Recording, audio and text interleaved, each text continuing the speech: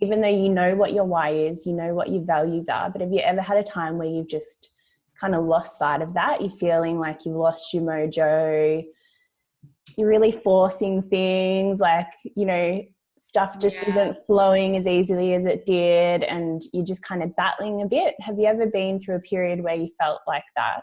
And so, like, how did you navigate out of that? Like, what steps did you take? You know, first, I think if you can become aware that you're in that spot, it's a big plus. For me, I know that I'm in that spot when I'm taking things personally that don't have my name on them, right? Like I see something online or even in person, I hear about something and I wasn't part of it. And all of a sudden I'm like feeling personal and it affects my mood. No one tagged me in that post and said Lesley Logan, right?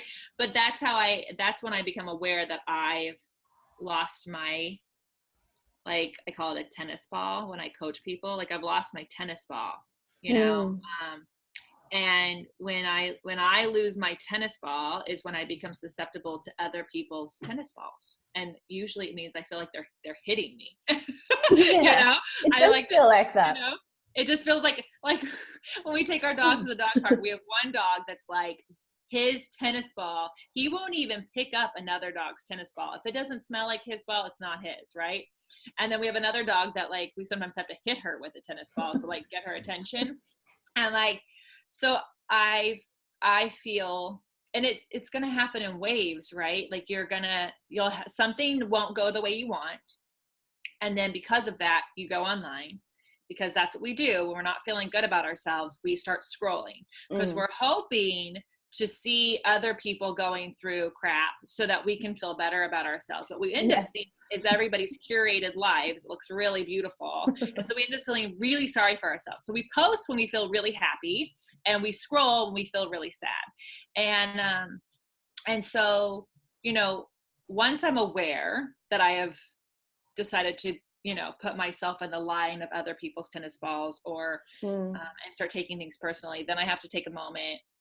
And I have written my goals out and I have written my vision out and I have to make myself read it. Yeah. So you go back to it. You go back to it and you might have to read it over and over and over again. You might have to, like, put it everywhere until it might take you days to get out of it. And then if it does, man, I hope you have someone to call, because you need to have someone to call. It can be me who can go, hello, here's your tennis ball. This is yours. Are you missing this? Yeah, I have it right here. Did you forget about this?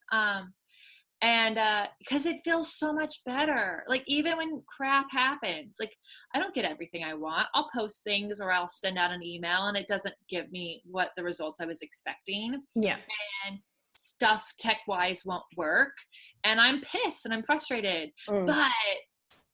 But, you know, it's all part of the journey and, like, you'll learn something from it. And so, you know, you can keep that vision.